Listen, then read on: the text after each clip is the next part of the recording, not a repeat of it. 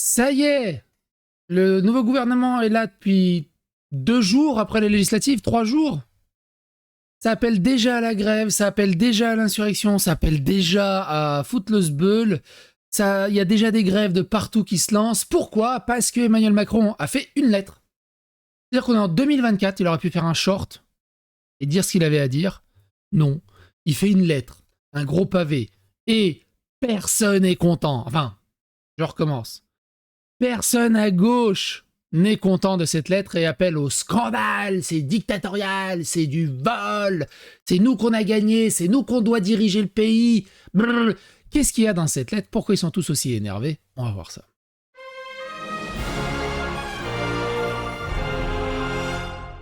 Attention, please. Alors. Et deux, trois autres petits trucs qui tournent, qui gravitent autour. Louis Boyard tente quand même des trucs. Il dit, sans Jean-Luc Mélenchon, il n'y aurait pas de Front Populaire parce qu'il n'y aurait tout simplement pas de gauche. Jean-Luc Mélenchon, c'est la gauche. La gauche s'est matérialisée en un être vivant et ça a donné naissance à Jean-Luc Mélenchon. Marche en direction de Matignon, Bompard défend une mauvaise interprétation des propos de Quatennens. J'imagine que la femme de Quatennens a aussi eu une mauvaise interprétation de la claque qu'il a voulu donner. En fait, il voulait juste l'aérer un peu parce qu'il faisait trop chaud. Manuel Bompard qui tente. Tous les membres du nouveau Front Populaire sont d'accord sur les 150 mesures que nous avons défendues ensemble. Nous appliquerons notre programme. Qui y croit? Qui y croit que tous les membres du Front Populaire sont d'accord? Alors qu'ils n'arrêtent pas de se chier dessus les uns les autres depuis qu'il y a eu les élections.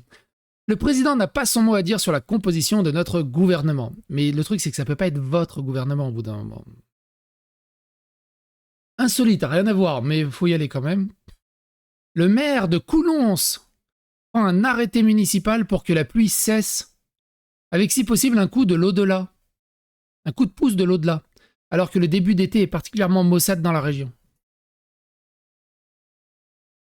C'est tout ce qu'il faut faire. Mo, une bagarre dans le bus. On ne sait pas si Pantoufle est parti faire un micro-trottoir.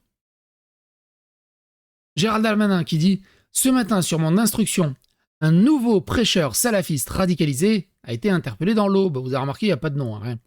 Grâce à... Donc il peut dire ce qu'il veut. Est-ce que c'est vrai? Est-ce que c'est... Il n'y a pas de lien, il n'y a pas de source, il n'y a rien. Grâce à la loi immigration, il a été expulsé vers son pays d'origine en moins de 12 heures. Fermeté contre les ennemis de la République.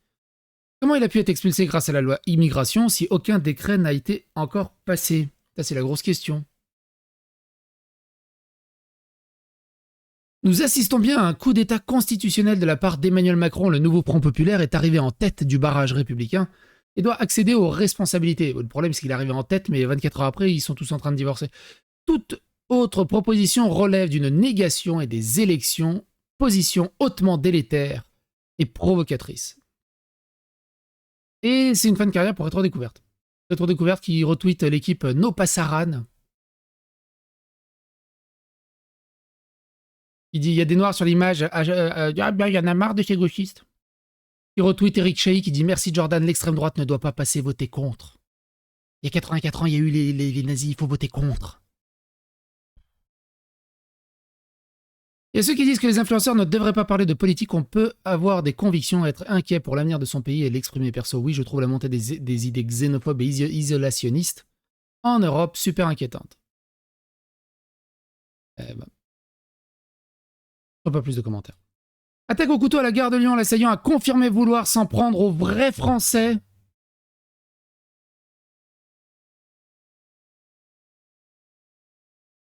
Ouais, la montée, le côté isolationniste de l'Europe est super inquiétant. Ouais. Pendant ce temps, dans un lycée à Rosa Parks, souvenez-vous, la mère de Naël avait dit « Qui n'a jamais fait de refus d'obtempérer? Qui n'a jamais conduit sans permis ?»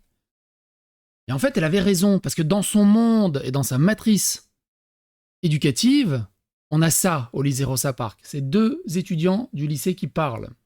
En vrai, t'as raison, sauf la crime, il y a quoi de mal à faire du trafic d'armes? Il y a quoi de mal à faire du trafic d'armes? T'es sérieux là? Tu ne vois pas le mal? Ben non. Et pour rigoler, on l'a tous déjà fait. que ce soit au lycée ou autre, c'est pas pour autant qu'on a ouvert le feu sur quelqu'un. Oh, le menteur qui veut s'inventer une vie de voyou. Il y a quoi de voyou dans ce que je dis? Donc pour toi, assister à une vente d'armes, c'est être un voyou. Non mais, de croire aux gens que assister à des ventes d'armes ou en vendre est quelque chose de banal que tout le monde a déjà pratiqué, pour faire genre que sans te rendre compte, tu vis une vie de dingue, ça c'est drôle. Mais arrête de mentir, demande à tout le monde dans ton lycée s'ils ont jamais vu ça.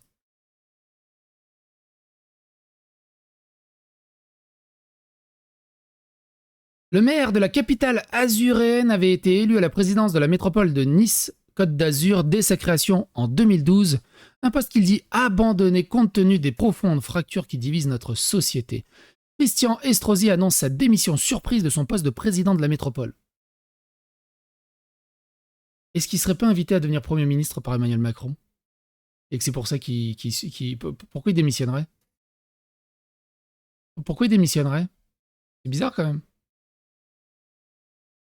Dans sa lettre aux Français, le chef de l'État revient sur la forte participation en législative et signe de la vitalité de notre République. Il ajoute que si l'extrême droite est arrivée en tête au premier tour, vous avez refusé qu'elle accède au gouvernement. Ah bon? Pendant ce temps, dans un univers parallèle, écoutez celle-là. L'impression grandissante d'être dans un régime totalitaire de droite dans lequel toute pensée de gauche devient systématiquement anti-républicaine. Sérieusement, a-t-on encore le droit d'être de gauche aujourd'hui? Moi, je suis fatigué pour faire des commentaires et pour analyser ça, tellement c'est idiot et tellement c'est contre-productif, tellement c'est hypocrite surtout. Je crois que c'est le mot que je cherchais. Et donc la lettre de Mr. Macron. Regardez-moi ce beau pavé là, illisible. Je vais l'agrandir pour pouvoir le lire plus facilement. Le président de la République. Je ne sais pas si on va le lire en entier parce que c'est chiant. C'est rempli de langue de bois, mais c'est assez intéressant de voir la langue de bois utilisée. Chères Françaises, chers Français, le 30 juin et 7 juillet dernier, vous vous êtes rendus aux urnes en nombre pour choisir vos députés. Je salue cette mobilisation. Signe de la vitalité de notre République, nous pouvons, me semble-t-il, tirer quelques conclusions. D'abord, il existe dans le pays un besoin d'expression démocratique. Ensuite, si l'extrême droite est arrivée en tête au premier tour avec près de 11 millions de voix, vous avez clairement refusé qu'elle accède au gouvernement. Enfin, personne ne l'a remporté. Oui.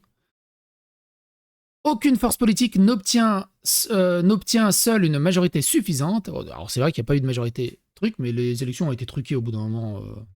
Vu le battage médiatique et tout, les ententes contre nature. Si ça a été fait dans les règles, je pense qu'il y aura une majorité qui aura été évacuée. Et le bloc ou coalition qui ressortent de ces élections sont minoritaires. C'est ça le pire. C'est que malgré tout le patras médiatique des influenceurs, des coalitions contre nature et tout le bazar, ils ont quand même réussi à être minoritaires. Mais ils ont réussi un petit peu à bloquer le RN, ce qui est quand même dingue. Hein. Divisés au premier tour, unis par le désistement réciproque au second, élus grâce aux voix des électeurs de leurs anciens adversaires, seules les forces républicaines représentent une majorité absolue. La nature de ces élections, marquée par une demande claire de changement et de partage du pouvoir, les oblige à bâtir un large rassemblement. Alors, je traduis. Il est en train de dire que seuls les macronistes ont gagné. Les autres, c'était que contre nature. Eux, ils ont gagné. Président de la République, je suis à la fois protecteur de l'intérêt supérieur de la nation et garant des institutions et du respect de votre choix. Ah ouais? C'est à ce titre que je demande à l'ensemble des forces politiques se reconnaissant dans les institutions républicaines l'état de droit, le parlementarisme, une orientation européenne et la défense de l'indépendance française d'engager un dialogue sincère et loyal pour bâtir une majorité solide, nécessairement plurielle pour le pays. Je vous traduis là-dessus. Bâtir une majorité solide sans la LFI, sans le Rassemblement national. Donc le gros bloc macroniste. Les idées et les programmes avant les postes et les personnalités. Ce rassemblement devra se construire autour de quelques grands principes pour le pays, de valeurs républicaines, claires et partagées, d'un projet pragmatique et lisible et prendre en compte les préoccupations que vous avez exprimées au moment des élections. Elle devra garantir la plus grande stabilité institutionnelle possible. Elle rassemblera des femmes et des hommes qui, dans la tradition de la Ve République, placent leur pays au-dessus de leur parti, leur nation au-dessus de leurs ambitions. Ah ouais, ça fait longtemps que j'ai pas vu ça, dis donc. Ce que les Français ont choisi par les urnes, le Front républicain, les forces politiques doivent les concrétiser par leur pacte. C'est à la lumière de ces principes que je déciderai de la nomination du Premier ministre. Cela suppose de laisser un peu de temps aux forces politiques pour bâtir ces compromis, avec sérénité et respect de chacun. Alors ça, pareil, je traduis. C'est...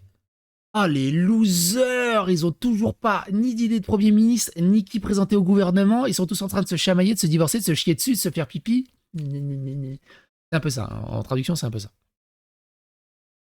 Nous, on fait bloc.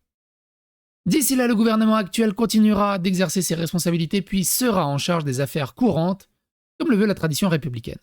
Plaçons notre espérance dans la capacité de nos responsables politiques de faire preuve de sens de la concorde et de l'apaisement dans votre intérêt et dans celui du pays. Notre pays doit pouvoir faire vivre, comme le font tant de nos voisins européens, cet esprit de dépassement que j'ai toujours appelé de mes voeux. Votre vote impose à tous d'être à la hauteur du moment, de travailler ensemble. Dimanche dernier, vous avez appelé à l'invention d'une nouvelle culture politique française. Ah, carrément, l'invention d'une nouvelle culture politique française. Carrément. Qu'est-ce que ça veut dire quoi cette phrase? Pour vous, j'y veillerai. En votre nom, j'en serai le garant. Confiance, Emmanuel Macron. On est en 2024, gros. Fais un short sur ta chaîne. Qui va lire ce pavé? Sérieux. Louis Boyard. Mais pour qui se prend ce président que le peuple déteste, qui piétine la démocratie? Le nouveau Front populaire a remporté les élections législatives et doit gouverner. Les règles en démocratie sont claires. Dès lors qu'on y déroge, alors commence l'obscurité. C'est marrant, c'est seulement quand ça l'arrange. Quand les votes sont en sa faveur, il faut respecter le vote. Quand le vote est en défaveur, bah, c'est scandaleux. C'est incroyable. Le noyau dur de la LFI a mis le paquet contre moi. Alors, ça dure 2 minutes, 3 minutes, je vous laisse le lien dans la description, c'est pas spécialement... C'est intéressant à écouter, mais... Grosso merdo, hein, plus de 100 militants envoyés pour dézinguer Alexis Corbière et les traiter de racistes, de vendus aux médias sionistes. Ça envoie du rêve. Bref, il s'est fait sniper, il s'est fait envoyer par des militants pour dézinguer son image, dézinguer sa carrière.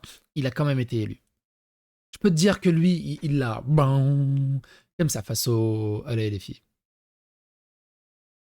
Mais il baise avec son drapeau algérien ou quoi? Sébastien Delougou qui sort tranquille un drapeau algérien. Ça devrait être passible de haute trahison au bout d'un moment. Et destitution et inéligibilité à vie, mais bon. Faut bien remercier l'électorat qui t'a élu. Gérald Darmanin déclare qu'il ne peut pas accepter un gouvernement avec les écologistes Sandrine Rousseau et Marine Tondelier. Au moins, un peu de bon sens. Il y a quand même un minimum de bon sens. Hein, quand même. Marine Le Pen qui dit « Si je comprends bien, dans sa lettre, Emmanuel Macron propose de faire barrage à la LFI qu'il a contribué à faire élire il y a 3 jours et grâce à qui les députés Renaissance ont été élus. Il y a également 3 jours, ce cirque devient indigne. Et pendant ce temps, les factures de gaz et d'électricité flambent, les voyous œuvrent en toute tranquillité, l'immigration est toujours hors de contrôle, c'est vraiment dramatique. » Comme le veut la tradition, l'Assemblée nationale sera présidée par le doyen de l'hémicycle le 18 juillet, soit le député Rassemblement national, José González, et ce, en attendant le vote de la ou du nouveau président. On l'a vu. Incroyable accueil sous les applaudissements pour Anchaya Bamana, première députée Rassemblement national de Mayotte.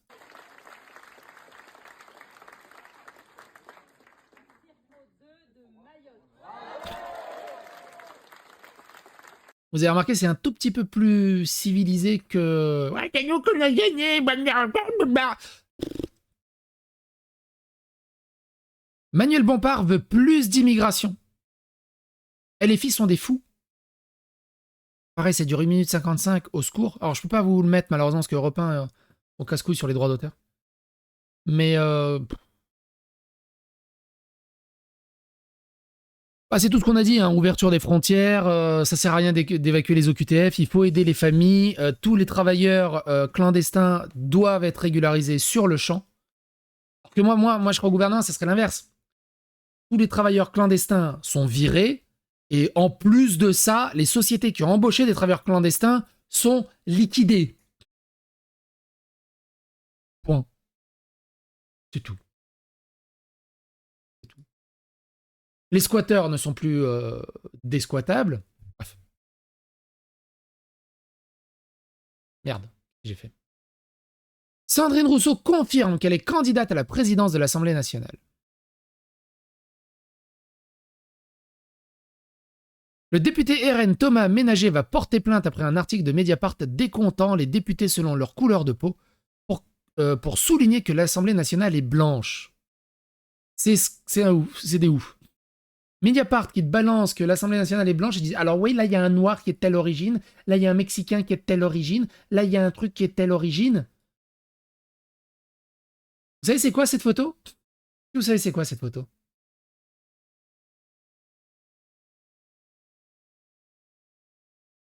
Attends, j'ai besoin de lumière de soleil parce qu'elle m'éblouit cette photo.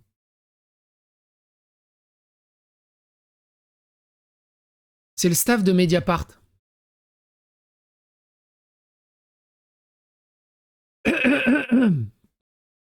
Pas plus de commentaires.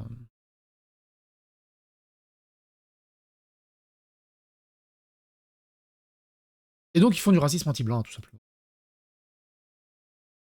La CGT cheminot appelle à des rassemblements devant la préfecture de l'Assemblée nationale le 18 juillet pour exiger un gouvernement du nouveau Front populaire. Vous êtes politiciens maintenant, les cheminots? Alors j'aime bien les cheminots, c'était « Ouais, si le RN passe, on fera grève !» Le RN passe pas, c'est le NFP qui passe. « Ouais, le NFP est passé, on fera grève !» Je vais mettre quoi? En gros, bon, comme d'hab, quoi. Récemment devenue la première chaîne d'information, CNews s'est vu infliger une amende de 80 000 euros car 2 invités ont déclaré que l'immigration tue. Dire la vérité est condamnable par la justice. Si tu prends tous les faits divers récemment, si tu prends tous les attentats récents, et que tu dis, il y a une petite corrélation, non, il y a un petit pattern, t'es condamnable par la justice. C'est incroyable, hein. Qu'est-ce que tu veux faire avec cette justice? Comment tu veux que le pays tourne? 120 000 signatures contre le renouvellement par l'ARCOM des chaînes C8 et CNews. Le traitement ahurissant de la campagne électorale par les chaînes Bolloré n'a fait que confirmer notre conviction et elle est de plus en plus partagée, dit Sophie Taillé-Poyan, députée Génération Mouvement de l'Audio. Blablabla, on peut bloquer. Vous vous rendez compte? Il dénonce le traitement médiatique des législatives de CNews et de Bolloré. Vous avez vu le battage et le matrixage de tous les autres médias? C'est tous les autres médias qui devraient être refusés. CNews, c'est les seuls qui avaient une liberté de ton. On aime ou pas, c'est les seuls qui avaient une liberté de ton. Une liberté de pensée. Tous les autres n'ont pas de liberté de pensée. Regardez tous les politiciens qui ont remercié. Je remercie Le Monde, l'Humanité, Libération, Mediapart, Presse, et tous ces médias qui sont su rester neutres et libres durant ces législatives. Mon cul, c'est du poulet, oui. Tout ce qu'ils veulent, c'est censurer un des derniers bastions des médias libres pour pouvoir imposer leur doxa et leur idéologie, quoi. C'est un truc de dingue. C'est un truc de dingue. C'est un truc de dingue. Jean-Luc Mélenchon qui dit « Emmanuel Macron, après les législatives de 2022, où son parti et ses alliés centristes avaient obtenu 174 sièges, ces élections législatives ont fait de la majorité présidentielle la première force politique de l'Assemblée nationale. Emmanuel Macron, après les législatives de 2024 où le nouveau Front populaire a obtenu 182 sièges, personne n'a gagné. Il a une note de la communauté qui est rigolote. Après les élections de 2022, le parti du président de la République, Emmanuel Macron, et ses alliés centristes comptaient plus de 250 sièges, particulièrement. Renaissance coûtait 162 sièges, Démocrate 48 sièges et Horizon 30 sièges. Donc ces 174 sièges que dit Jean-Luc Mélenchon, c'est uniquement les macronistes. Hein. Qui s'appelait à l'époque Renaissance. Le nouveau Front populaire, c'est 180 sièges tout le monde. Hein. C'est 70 sièges, hein, la France insoumise. C'est peu de zob. Donc techniquement, Emmanuel Macron a raison là-dessus. Et Jean-Luc Mélenchon triche sur les chiffres et prend un peu ce qu'il arrange. Mais bon, c'est pas la première fois, c'est pas la dernière fois. Et vous, qu'est-ce que vous en pensez de tout ce zbeul? N'hésitez pas à donner votre avis, votre opinion dans les commentaires. Et à bientôt pour d'autres aventures. Bah, et mon génie.